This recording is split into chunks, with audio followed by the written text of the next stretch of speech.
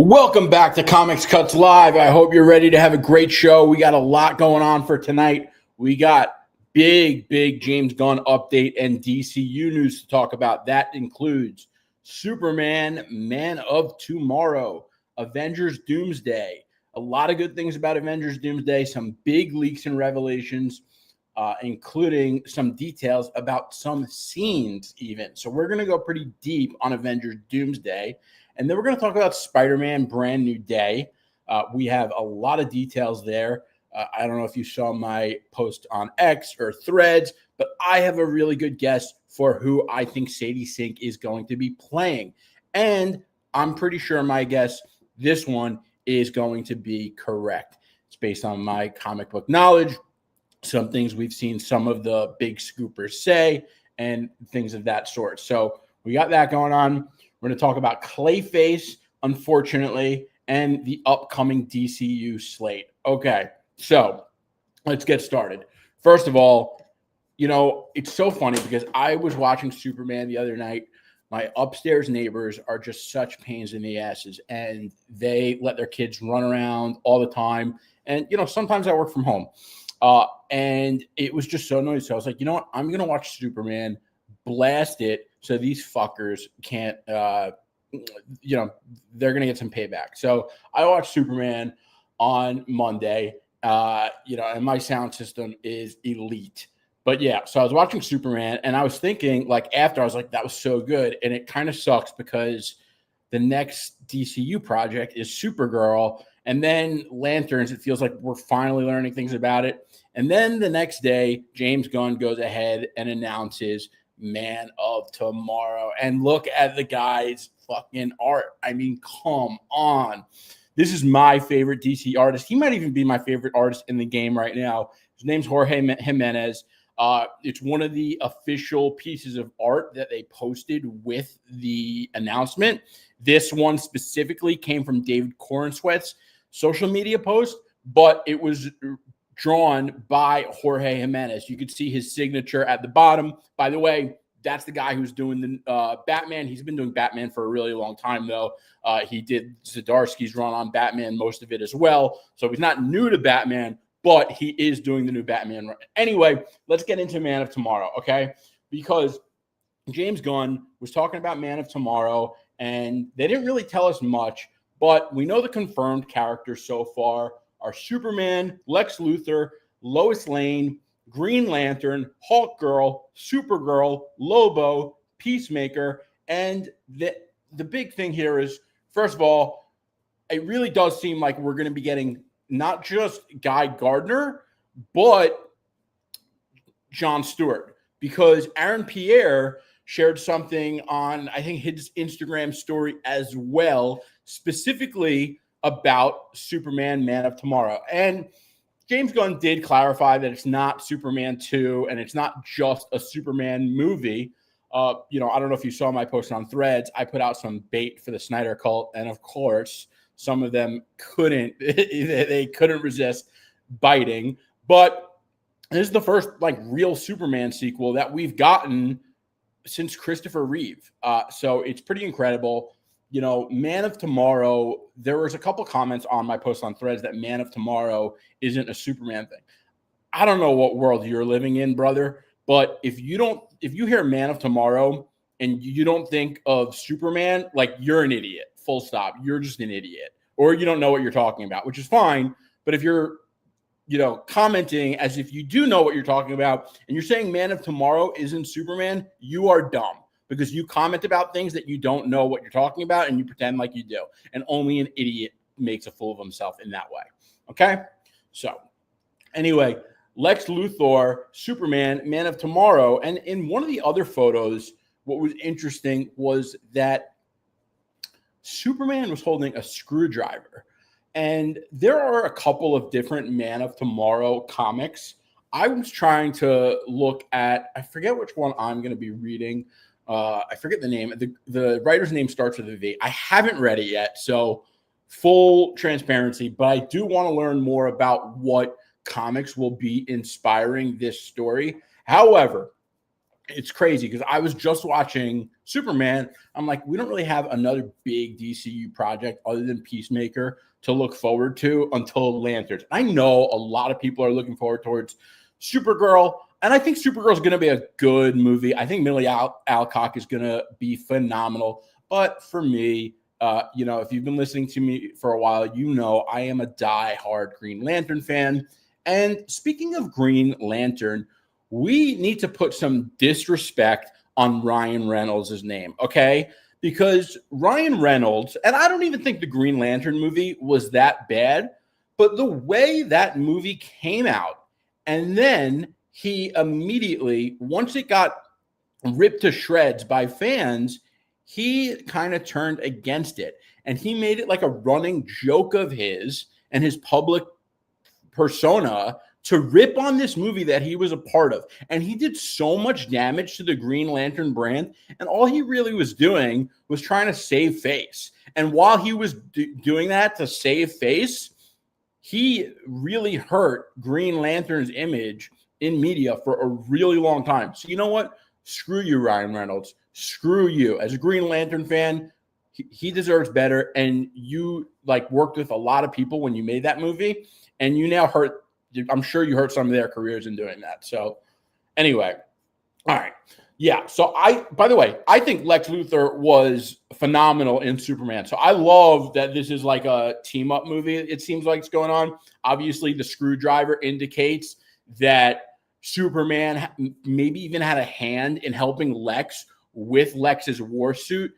It's not uncommon for Superman to team up with Lex Luthor in comics. The current Superman run, he's done it in the one by Joshua Williamson.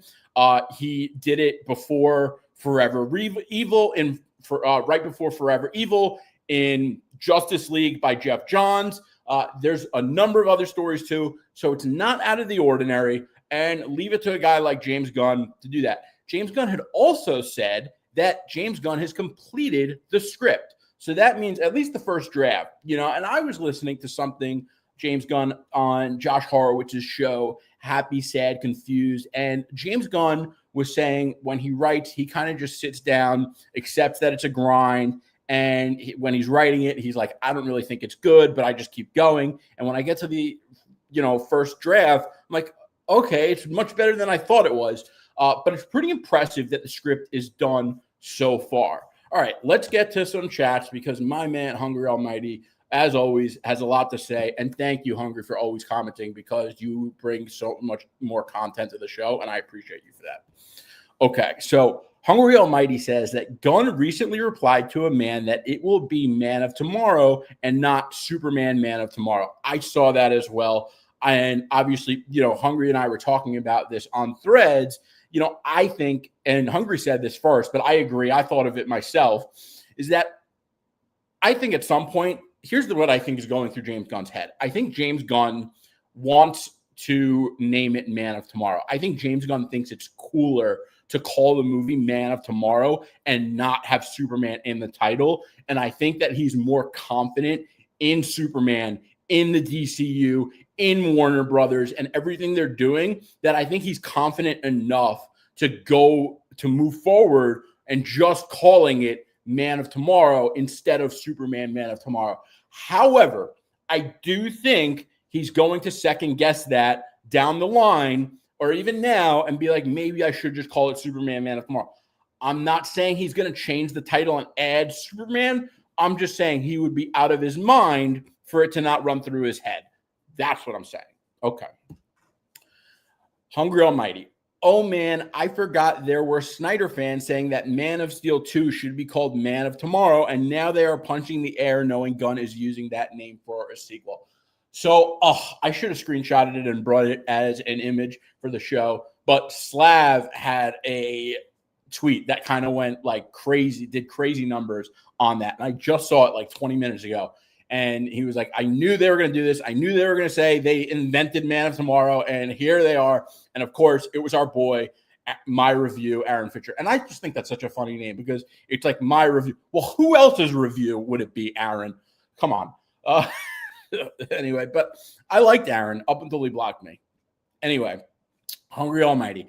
Is it possible that Hal Jordan could also appear? So far, it's looking like Supes, Supergirl, Lex, Jon Stewart, the Justice Gang, and maybe Lobo and Manhunter. So here's the thing. It depends. I think we're going to have a lot better of a gauge on this once we see Lanterns. However, James Gunn has already put out that information that Lanterns is really a story about John. And because Lanterns is really a story about John, I have a feeling that John is going to be the main Green Lantern. I've said that previously. And to push John forward and kind of give Hal a back seat, I could see Jon Stewart being in Superman, Man of Tomorrow, but not Hal Jordan, which kind of sucks. Like, let's be real here. Very few people would tell you their favorite Green Lantern is Jon Stewart. I like Jon Stewart. I read the Jon Stewart comics when they release them. They don't make as many as they do Hal Jordan, but Green Lantern fans got into Green Lantern because of Hal Jordan, mostly, okay? Almost all of the iconic Green Lantern storylines are Hal Jordan. And if they're going to give Blackest Night and make John the main character of Blackest Night, that would be foul. Okay. Hal Jordan deserves that story. So I will complain about that. I'll still be happy to see Jon Stewart Green Lantern. Don't get me wrong, but I just want to make sure Hal Jordan's getting his shine because, again, who had it last? Ryan Reynolds. And Ryan Reynolds back to that, I think Ryan Reynolds made fun of that movie so much so he could appear like, ha ha, I know this movie that I was starring in was bad, and I'm gonna make fun of that movie because I'm in on the joke, I'm in on it. And he did that to save his professional reputation, but he hurt one of my all-time favorite characters in doing that. So again, screw you, Ryan Reynolds. And Deadpool's overrated. Okay, Deadpool the character could be fun, but Deadpool and Wolverine, when I see someone rank Deadpool and Wolverine as their favorite MCU movie, or even in the top 10, I think you're out of your mind and your opinion is invalidated immediately. Ryan Reynolds damaged Green Lantern's reputation even more. And the funniest part is that Hal Jordan, Green Lantern, is way, way better character than Deadpool. 100%. Deadpool wishes he had the importance of Green Lantern.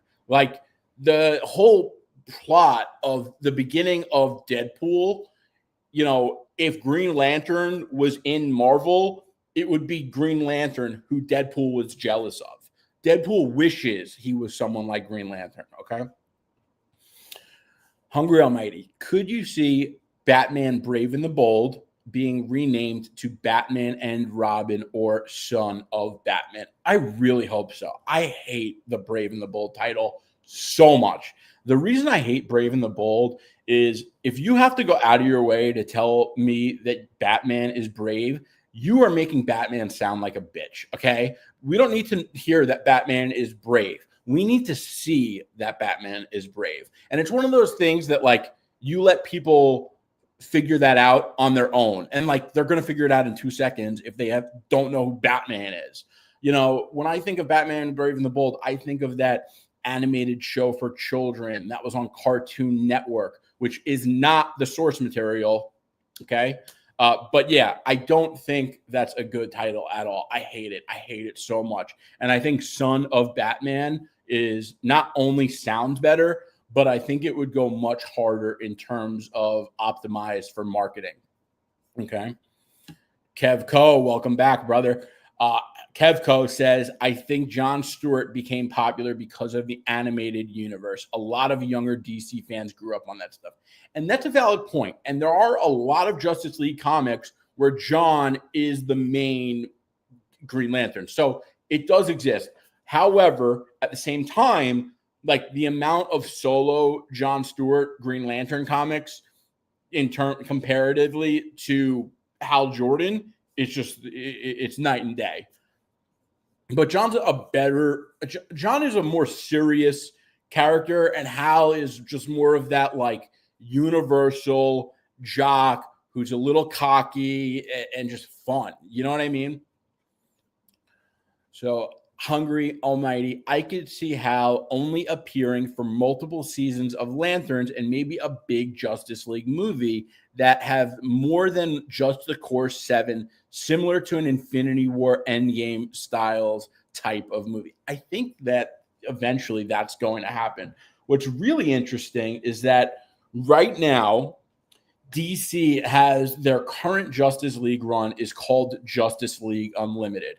It definitely took a lot of inspiration from the Justice League Unlimited show, but the Justice League roster includes anyone you could think of. I mean, it's got to be like more than 30 characters. And obviously they don't all have big roles. And this is what I always say about Avengers Doomsday is that just because there's 60 characters doesn't mean all of them are going to have significant screen time, because if they were, it would be a 6-hour movie, and this isn't a Zack Snyder movie. Okay, so Justice League Unlimited, I've heard mixed things about it. I've read the first few issues. I didn't like it too much. You know, interestingly enough, Mark Waid, the writer, when Donald Trump won, Mark Waid said, I won't be able to write comics as well now that Donald Trump has won. Well, hate to break it to you, Mark Waid, but you stuck to your word and your comics are going downhill. We need you to pick it up because you're a great writer and you're actually one of my favorite writers. So anyway, okay.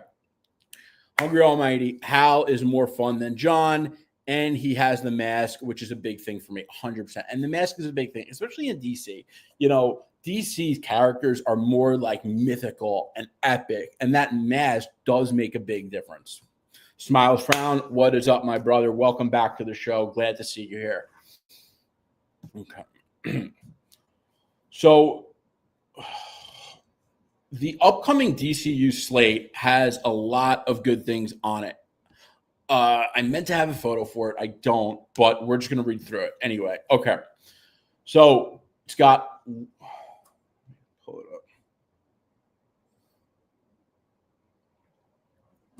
up. Bear with me. All right. Supergirl, June 2026. Lanterns, early 2026. They always said that both of those would be like neck and neck next to each other. It doesn't seem like we know which is going to come first. I'm impatient. I want Lanterns to come first because I'm more excited for Lanterns. Clayface, September 11th of next year. It's crazy that movie's coming out next year because nobody cares about it. Man of Tomorrow, July 2027. Batman Part 2, October 2027. Dynamic Duo, June 30th, 2028. So the DCU has a pretty stacked slate right now, and I am going to assume more is going to be announced within the next 6 months, 12 months. I think they're going to let it cool down for a bit because they just announced something really big. Obviously, at this point, everyone wants to know what is going on with Batman, the DCU Batman. And by the way, I think that James Gunn has the opportunity to make the best Batman movie ever for the DCU. The reason I think James Gunn has the opportunity to make the best Batman movie ever for the DCU is the simple fact that no Batman movie has really went full Batman. They've always, and if you've been watching me, you know I love the Dark Knight trilogy. I love the Batman.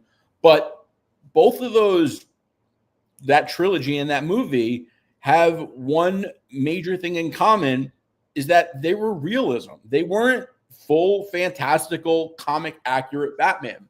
And it's about time we get a Batman movie that's described as a comic book movie come to life. And Batman's world of comics and his mythos and his just grand epicness that he has in the comics and his world of Gotham coming to life in a comic accurate way is going to blow people's minds, because it's going to be something we've never, ever seen before in live action. And because it's going to be something we've never seen before in live action, it's going to immediately be differentiated from what we've seen from Matt Reeves with the Batman and Christopher Nolan with the Dark Knight trilogy. And it's also going to be connected to a larger DC universe. And that is automatically going to boost it where in people's rankings, because people care more when these movies are connected to other movies and other characters they care about. Just look at the MCU. A lot of people will tell you they're more excited for Secret Wars than the Batman Part 2 or even Superman Man of Tomorrow, just because Secret Wars is a big movie in a big universe that there's much more history and people are much more connected to at this point in time because we just started the DCU. And I think with Batman, I think the DCU Batman has a very good chance of being the best Batman movie ever because it's going to be so unique for all of those reasons compared to every other Batman movie we've ever seen. And I don't count the Burton Batman movies. I don't count Batman Forever. I don't count Batman and Robin, because when I'm sitting down to watch a Batman movie, those don't even cross my mind into the equation when I'm deciding. It's either something from the Dark Knight trilogy or the Batman or bust, period. Okay. Could you see another live action DCU movie in 2027? They only said 2 live action movies per year, but I don't know if the Batman Part 2 counts given how it's Elseworld. That's interesting because I was thinking about that too, and I meant to look at the actual statement because I have to imagine they want to have 2 DCU movies a year. They want to get this thing off the ground. They know building the DCU is going to be their real cash cow, and they're not going to have Elseworld movies like the Batman to be able to rely on a regular basis. You know, obviously the Batman is going to be a cash cow because it's Batman, and the first one was wildly successful. Penguin was wildly successful, but they know that they'll get maybe 3 movies in a trilogy, and that's it.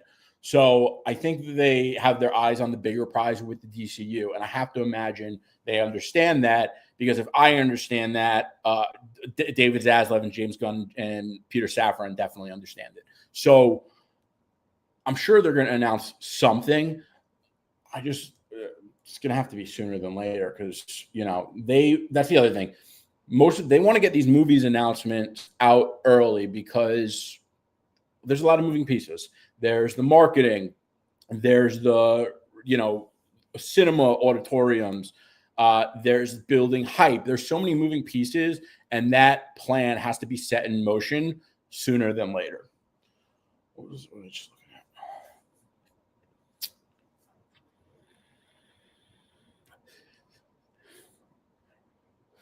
Since October 1st, 2027 is the Batman Part 2. Could Brave and the Bold release around April, May 2028? Or is that gap still too short and it should be longer? Yeah, so I think I've spoken about this before as well. 100%. I think I would bet that Batman, Brave and the Bold is coming out in 2028. But I would bet if it's either coming out by October 1st, 2028, or at latest Q1 of 2029. Q1 being January, February, and March.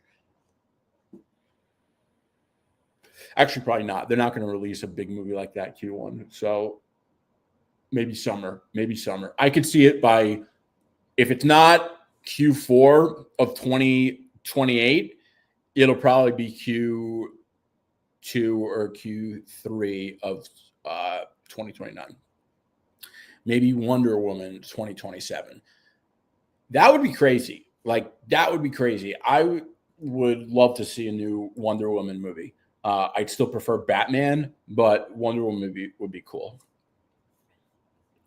2027, Man of Tomorrow, Wonder Woman, Batman Part 2, Spring 2028, Brave and the Bold. Oh, I can't wait for Brave and the Bold, even if it's called Brave and the Bold, which I think is such a stupid name.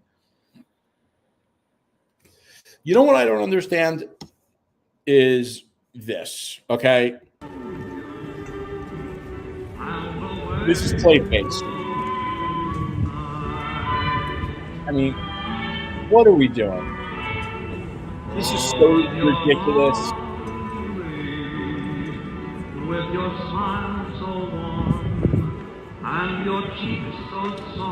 It's like from the Joker.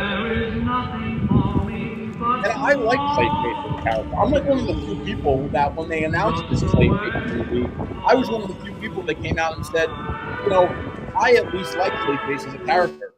I think Clayface is a great character. And I, at first, didn't like Clayface. I thought Clayface was a kind of a tool of a character. Like, I just don't normally like monster-like characters or zombie-like characters. But when they win me over, they usually win me over in a big way. And that's what happened with Clayface. Because I was reading this comic book run. It was Batman Detective Comics by James Tynion. And Clayface actually became part of the Bat family. And he's actually a really cool and interesting character. However, that doesn't mean he deserves a new movie in this new DCU. I understand that they want to make money and the script and the budget probably made sense, but like, do this down the line. Let's get the big characters out of the way first before we're worried about like villains like Clayface. And I hate this movie. I fucking hate this movie. Okay, it's so dumb. It's a worse version than Taxi Driver.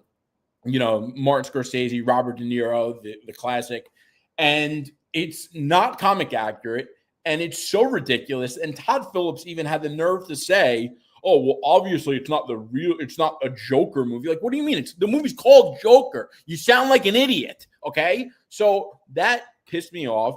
And then the second movie, they had the nerve to make it a musical.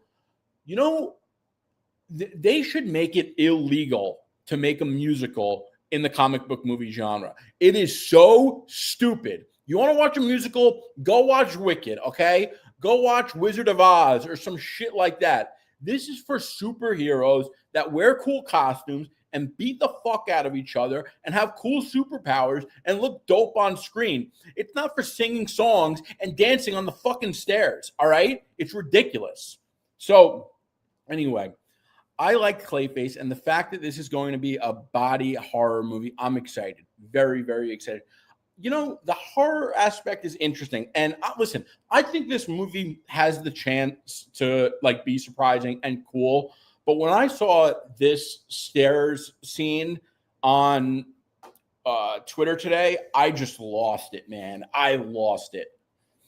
Kevco, Joker is a worse version of every Scorsese film, but I liked it. Probably because of the influences. Listen, when I first saw it, I enjoyed the movie for sure. But like when I look at it, what it did to the Joker, and like I have experiences with mental health, okay? I'm sober. I was trying to get sober for a super long time since I was 19 years old. So I have more, and I grew up with ADHD. I have my experiences with mental health. What I don't like is when movies capitalize on it as like a trend. And then people are like, "Oh, how was your therapy session?" And I've seen people on Threads say that about going to the movie. Like, that shit is corny, okay? And yeah, movies might be fun and relaxing and like part of my life, but they're nothing like a therapy session. I can tell you that. My therapist's fucking great, okay? If I told him, you know what? I'm not going to come to see you next week. I'm going to go watch Joker. That's going to be my therapy. He would be like, "You need to go back to rehab, okay?" That's ridiculous. Part 2 was trash, though. I would have went to see part 2 if it wasn't a musical. I hate musicals. They just sing and dance about everything. I think it's so corny. I think it's so stupid. When you tell me something's a musical, you have no shot that I'm going to watch it. I don't care. You could make a Spider-Man musical. You can make a Batman musical. You can make a James Bond musical. I am not watching it, period. I don't do musicals. All right.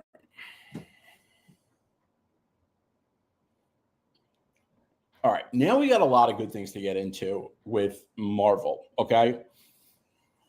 What do you guys want to do first? I'll give you the choice. What do you want to do first? Avengers Doomsday or Spider-Man? Let me know.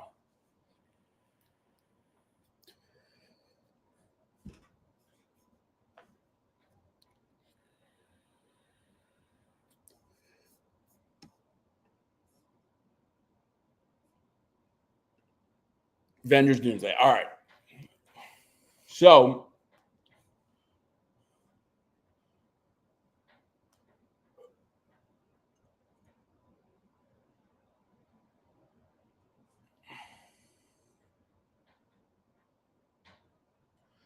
now this is the rumored opening scene to the movie. Okay. So supposedly, and this comes from the Geeky Cast. I don't know if you know him. I follow him. I know him.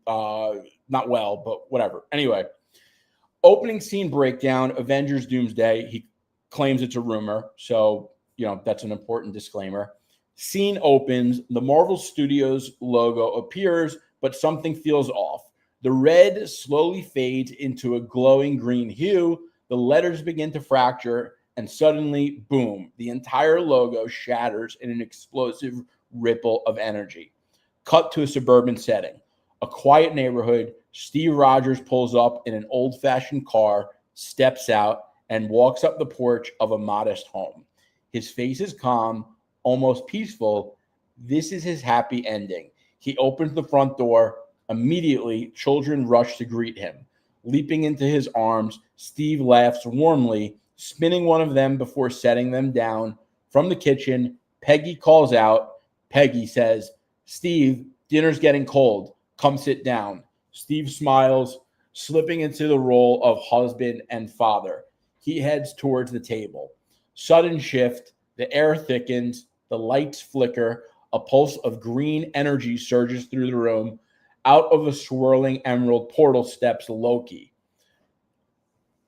What do you guys think of that?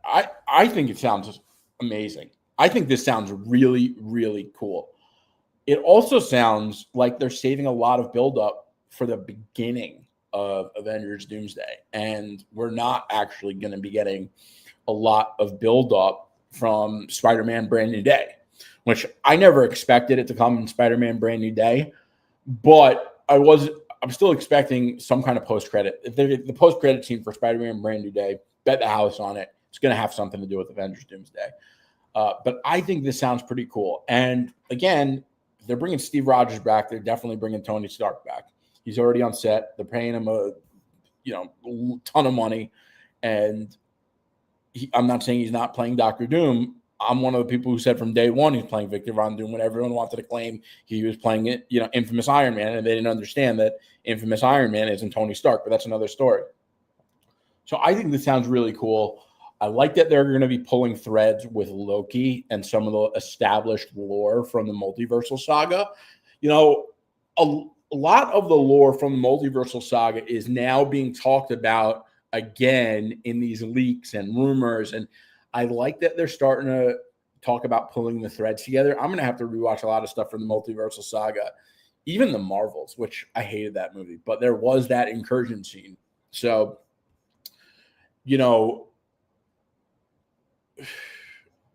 it seems like Steve Rogers is going to be the protagonist of Avengers Doomsday. It seems like he's going to be the main character and the main hero, unless, that also includes Iron Man. I don't know who else it could be unless it's Spider-Man, but we don't know what's happening with Spider-Man until Brand New Day. However, I have a big, big theory on Spider-Man I'm letting loose tonight. This is the best way to bring Steve back without lazily using a variant from another universe. We need Steve to be the main character, so it's an Avengers movie, so it only makes sense. I 100% agree. And I also think that, what other character from post-Endgame would you want to be the protagonist? None of them is going to make a better protagonist than Steve Rogers, okay? It's Captain fucking America. I got a creative idea on how they can bring Tony back without lazily using the multiverse, but I doubt Marvel would do it. Well, let's hear it, because I know you cook, so.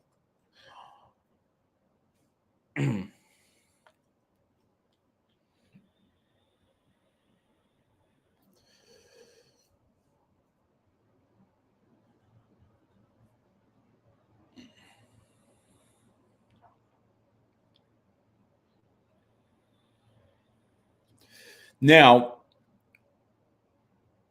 I don't want to go to the next Doomsday part yet because I want to stay in Steve Rogers for a second. But I would love to see the Avengers Time Runs Out Illuminati story play out.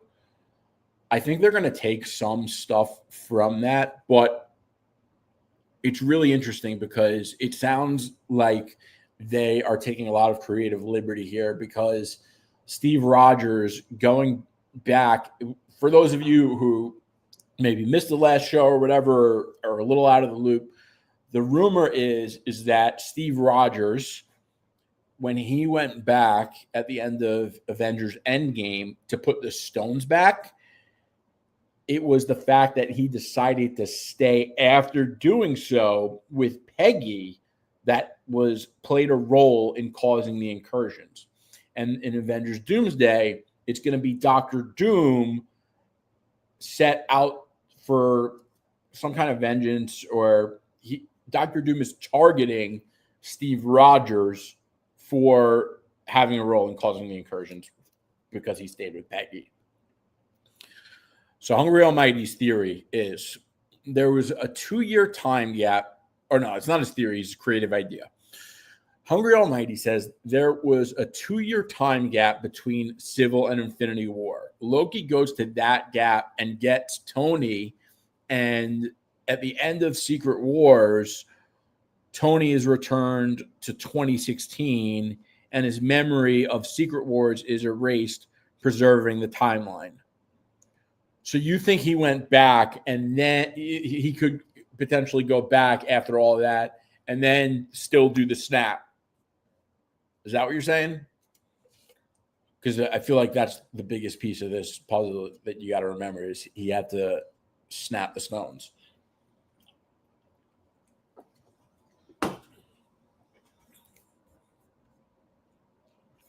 Okay.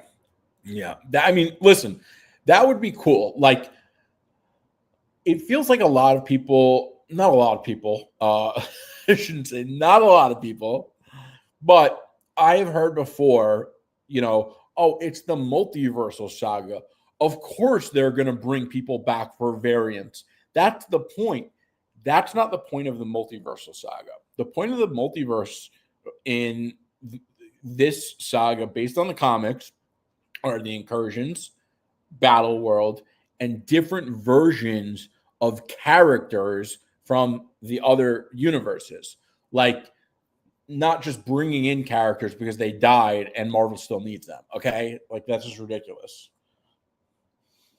So, here's another rumor for Avengers Doomsday. That Sentry unleashes the full void, which is going to bring us a shocking mutant death. A fan favorite mutant, supposedly Sentry is going to kill when he unleashes the full powers of the void. And Bob, you know what? Oh, hold on. I have better notes on this.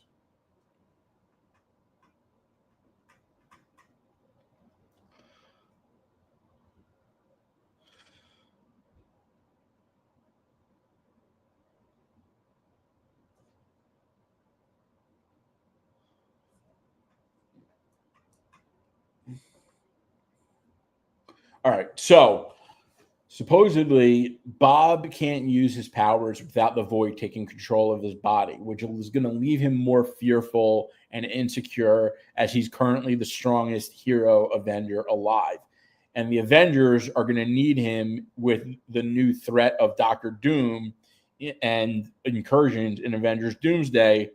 But Dr. Doom is going to exploit his fragility and fear, which is going to create chaos among heroes, and pretending to help, Doom is going to manipulate them into fragile puppets before revealing himself as the true villain. From previously, heck, I don't know what that means. From stuff I've seen involving the Sentry, it seems a heavy trigger in Bob will cause the monster, the Void, to take over. Not like in Thunderbolts, we're talking about the creature Void. And in a mental battle, it will attempt to end the void. He'll attempt to end the void once and for all, which will prevent Bob from killing all the heroes. This comes from the scooper James Mack. What's interesting about this is it does seem like they want to make Sentry a bigger character. It's kind of seemed like that for a while, which is fine. I think Sentry is much cooler in the MCU than he ever was in the comics, by the way. But more on that is that there's a lot of rumors out there about Doom exploiting all of these people. And it does seem like the MCU is going to do a really good job of displaying how Doom is a master strategist, a master manipulator, and just like the ultimate villain.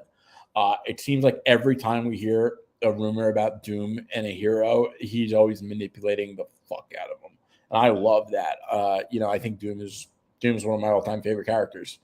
I just love villains. I got to tell you, when I was watching Superman for the first time, I almost wanted to root for Lex Luthor. Okay, I just love villains. But yeah, I think that sounds cool. I think Avengers Doomsday is going to be great. Imagine Hugh Jackman Wolverine dies to Sentry. That would be crazy. And I think it's possible. I think it's very possible. Oh, I had a guess before. I hope I wrote it down of who it would be. Oh, you know who I think it might be Gambit. Because it did say fan favorite, and I feel like Gambit is a fan favorite. Where Loki is like, I don't know if people would call Wolverine a fan favorite. I think Wolverine is the favorite, and like Gambit is more of a fan favorite. So that's why I thought Gambit. All right. Now, let's see, make sure we're not missing anything.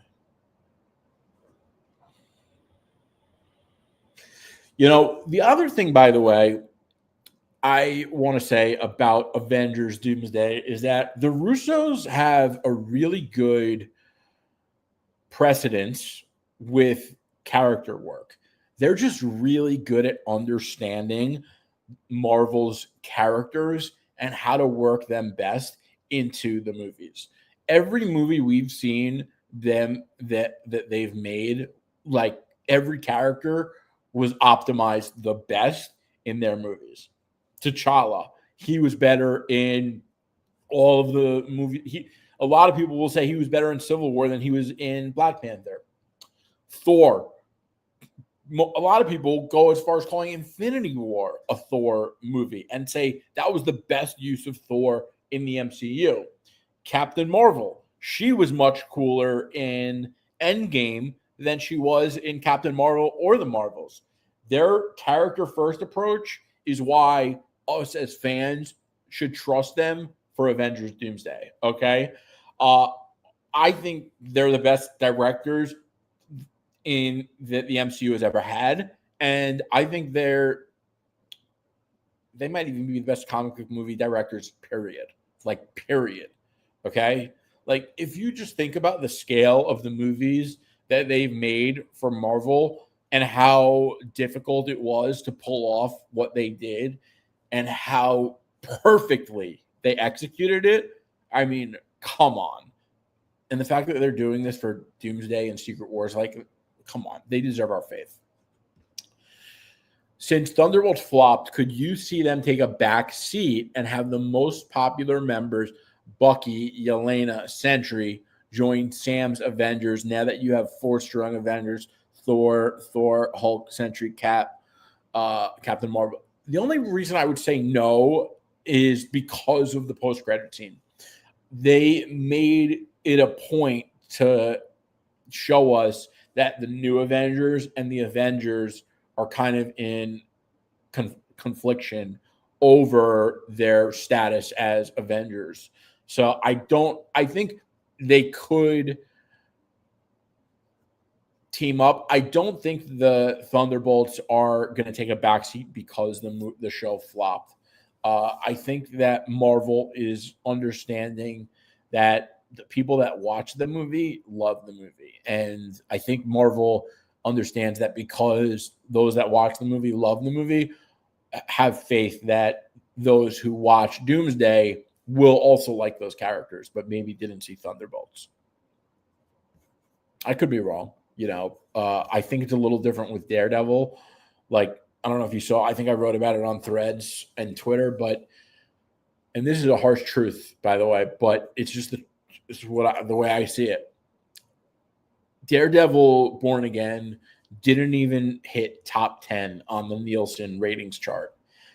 And I think Marvel had to have a serious conversation that maybe Daredevil isn't as popular as we thought he was, and it sucks. Daredevil's one of my all-time favorite characters.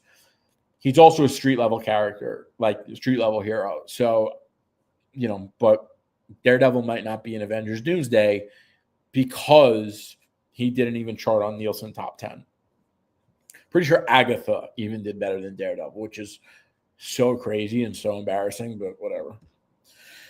To be honest, I never understand the whole statement on T'Challa being better in Civil War than Black Panther, only because T'Challa mindset was extremely different given the circumstances he went through. Yeah, I think it's debatable. However, I loved him in both. I really did. I loved him in both. I thought like the ending of I forget what he said to Zemo at the end in the snow, but like that conversation was so sick. Whoever wrote that, like that was amazing. And I've heard a couple of people complain about T'Challa in Black Panther. What I heard from a really good friend of mine when that movie came out was that he thought T'Challa was like emasculated, and he thought that T'Challa was weak because he got beat up by Killmonger when he didn't have the suit, and he was like, he needed the suit to be able to hold his own, and that was kind of weak, but I think it's debatable. Thor, Captain Marvel, the other characters I don't think those are debatable.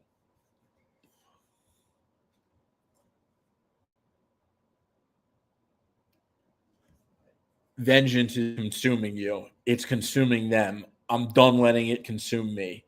Man, so sad that Chadwick is gone and we don't have to shout on them. It really is, man. It really is. Like every time I watch Black Panther, it's just like I get so sad that Chadwick isn't with us anymore. He really is. T'Challa was one of my all-time favorite characters in the MCU, and he's one of my favorite characters in comics, period. But he was so great. That movie was just so good. All right, so let's get to Spider-Man. We got a lot of good stuff to talk about on Spider-Man today. Okay. Okay, so Tom Holland said a couple of different things, and we're going to talk about them. We are going to talk about them. So, first of all, before I even get into that, we're going to do this first. Tom Holland said, I have been actively sifting through the internet and trying best to understand what it is that the fans want from a Spider-Man movie. And that's been my driving force in these pitch meetings. It is such a breath of fresh air to have an actor respect fan demand the way Tom Holland has. Tom Holland has grown up into such a professional. It is so incredible to see. And I am so happy with him as a fan. You know who I know? You know who else I know is really happy with Tom Holland? Marvel. Marvel is so happy with Tom Holland. They have redesigned Peter Parker in the PlayStation video games to look more like Tom Holland. They've tweaked Peter Parker's design in the comics to look more like Tom Holland. And that is just evidence of the fact that they are so happy with Tom Holland, and they think Tom Holland has been so great for Spider-Man that they want Spider-Man across all media to represent Tom Holland's portrayal of the character. Okay? And I think that is just incredible. Now, he also said this, and this was a very professional answer, but we're going to have to break it down. He said, in terms of my future in the character beyond Brand New Day, I don't know the answer to that. First of all, I'm pretty sure he signed on for like another trilogy. However, he understands that he can't just say how many other movies he's going to do, because he doesn't want to imply if Spider-Man is going to live or die through the next Avengers cycle, Doomsday, and Secret Wars. So that's the only thing. There's obviously more Spider-Man movies coming, but he doesn't want to say that. And they're not going to kill off Spider-Man, okay?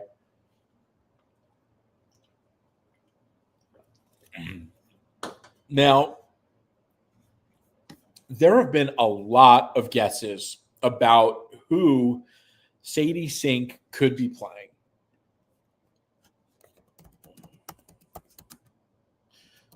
Hold on. So Sadie Sink, there's a lot of guesses about who Sadie Sink could be playing. A lot of people have said MJ. A lot of people have said Felicia Hardy. However, I saw a tweet from My Time to Shine that said Sadie Sink is the multiverse. Now, this made me realize, oh my God, it was right there in front of me this entire time. I'm betting on this. This is who I believe Sadie Sink is playing. And I'm going to tell you right now, I'm right about this one. This is who Sadie Sink is playing, okay? Julia Carpenter, Madame Web, who, by the way, is one of my favorite characters in Spider-Man comics. She is so fucking cool, man. If you don't read comics and like you want to learn about a cool character, it's Julia fucking Carpenter. She's the best Madame Web, and she is like the clairvoyant, and she sees things through the web of life and destiny, aka the Spider-Verse. And this is a picture of her getting to see things through the multiverse and the future. You know what she does? She always comes to Spider-Man and warns him about his actions and the future, and she tries to help Spider-Man. And she makes many, many appearances and is a major part to a lot of the comics that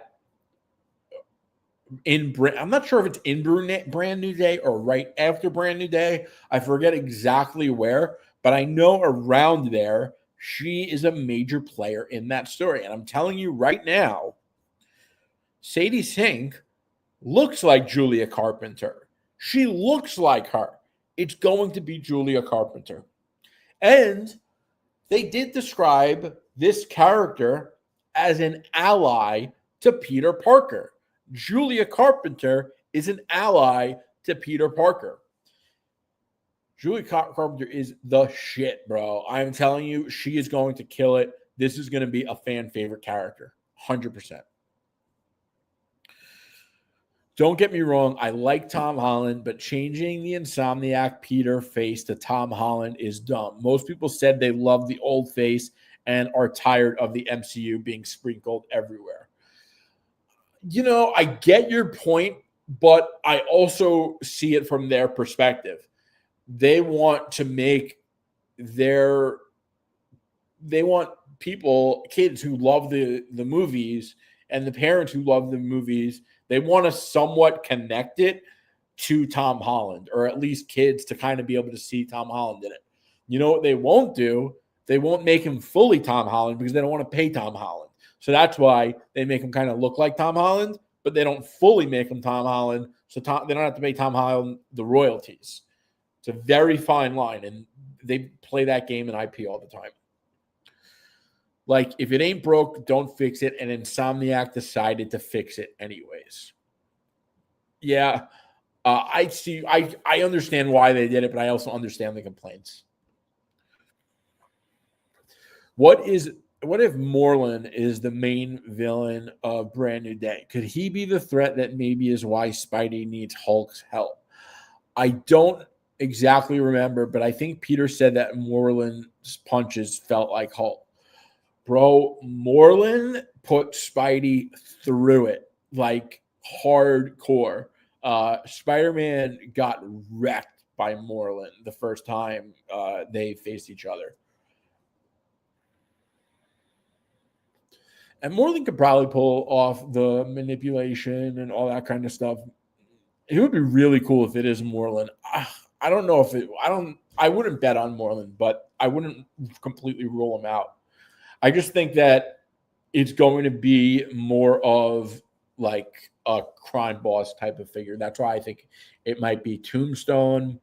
It might be Wilson Fisk, Roderick Kingsley, Norman Osborn. I think it's going to be someone like that. And granted, Norman Osborn and Roderick Kingsley are like villain entrepreneurs, and Kingpin and Tombstone are crime boss villains.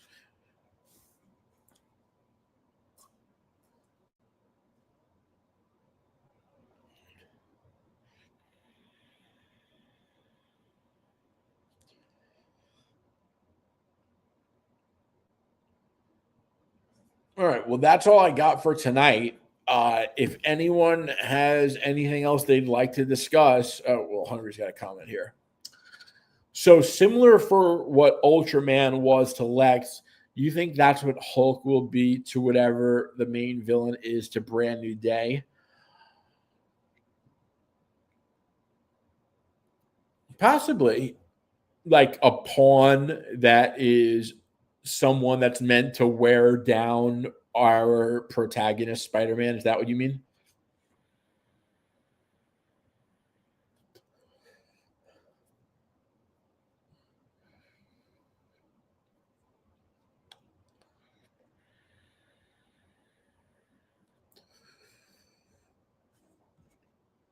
Yeah.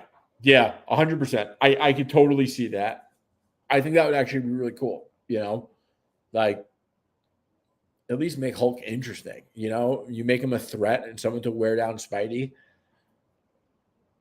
The stories where Spider-Man goes through it are always really good.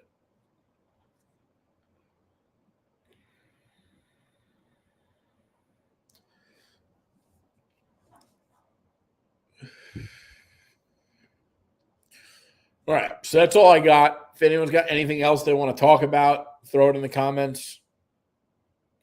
All right. I'll give it another minute, probably a little less if no one says anything.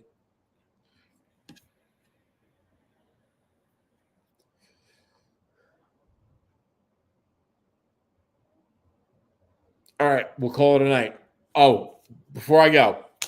So, next week. No. So, all right. I have a new show coming out that's separate from this. It is not going to change anything on this. The scheduling might change a little bit. Like one of the days might change, which I'll keep you updated on. But the other show I'm doing is part of the Cultured Nerd. So if you don't know the Cultured Nerd, they're a bigger platform, and I've been friends with Taylor since I started Comics Cuts. When I was doing superhero cuts, he was like the first guest I had on when I was doing that. And that was really cool to see because we had like no following it or anything. And Taylor was cool enough to come on, which I really appreciated. But I was posting about doing the show on my own, and he had reached out and had asked me to do the Cultured Pull List with Michael, aka Casual Experts, on that show. So now I'm going to be doing the Cultured Pull List for the Cultured Nerd, which is a show that is really about comics first. We'll talk about movies, too, but this is more of a movie show backed with comic knowledge. Cultured Pull List, we're just going to be talking comics. So if you're into that, keep your eyes peeled. I'll be posting more info, especially obviously about the first episode when we're doing that and everything.